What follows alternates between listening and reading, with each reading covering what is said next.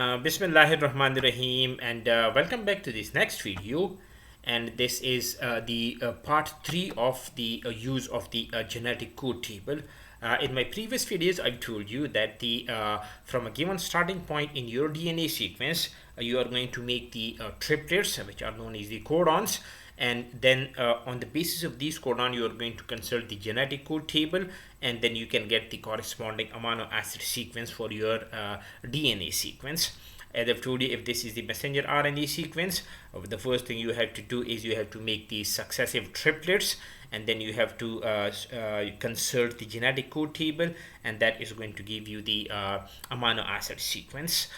This was one of the examples that we discussed, and I've told you that if your DNA sequence is correctly listed in the 5' to the 3' orientation, you can actually generate a protein in the conventional N to C terminal. And then I've told you that it is very important to identify the starting point in your DNA where to start making the codons, because if you are going to change the starting point, what you can get is a different set of the amino acids. For example, this was one of the messenger RNA sequence that we discussed in the first video, and I've told you that if you start from the A, so the first codon that will be ATG, the second one would be GAA, and so on, and you will be getting a protein or an amino protein which start with the amino acid methionine.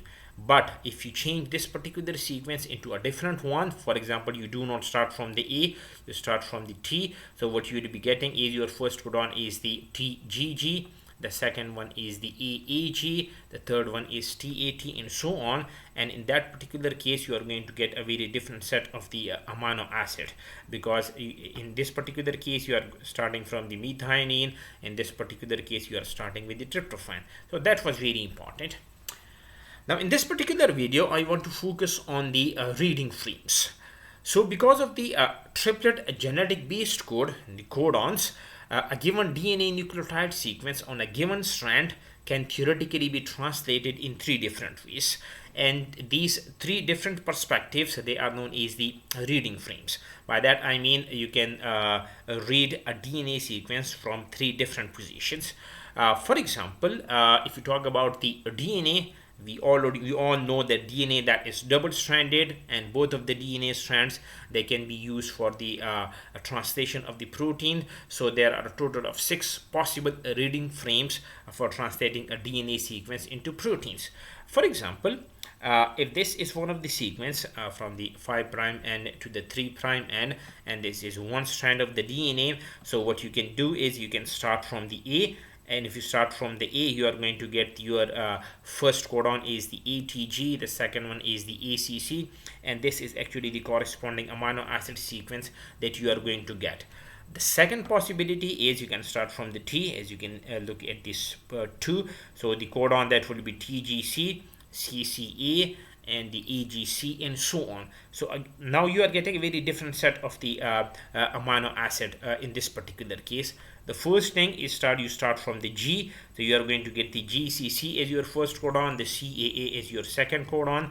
That means that the amino acid sequence again that is going to change. Now these stars, they are actually showing you the stop codon. So if you see in this way, if you start from the A, you are getting a very larger sequence of the amino acids. If you start from the T, you are going to get these stop codons very early. Same with the case with the position number 3. Again, you are going to get you see the stop codon very early, and you will be getting a very shorter kind of the protein. So this is one strand. So if you consider the second strand, so if there are 3 possibilities on one strand, that means there are 6 possibilities for both of these strands, and these are known as the reading frames. Now, with very few exceptions, when you talk about the exotic viruses, only one of these 6 frames is used for a given DNA coding region. And an interval of the DNA sequence that remains free of the stop codon, that is actually known as the open reading frame. So this is the definition of the open reading frame. That sequence of the DNA that remains free of the stop codon, that is known as the open reading frame. Now additional complication arise from the fact that some DNA sequences are not encoding protein at all, and that higher organisms like the human beings, they have a very larger piece of non-coding DNA inserted within their genes. That means in the gene you have got the coding region as well as the non-coding regions. So these non-coding regions, they are known as the introns. That means they are not coding for any kind of the amino acids. And now a large part of the bioinformatics that has been devoted to the development of methods to locate protein coding region in the DNA sequence to delineate precisely where the genes start and end and where they are interrupted by the non-coding intervals, because at the moment we are mostly interested in these protein coding regions of the DNA sequence. We are least interested at this particular stage in the introns as far as the proteins they are concerned. Of course these introns, they are very important, but as far as the protein, the making of the protein is you can say that is emergent, we are least interested in these introns. We will continue this in the next video. So if you like the video, please subscribe to my channel, hit the like button and share it with your friends.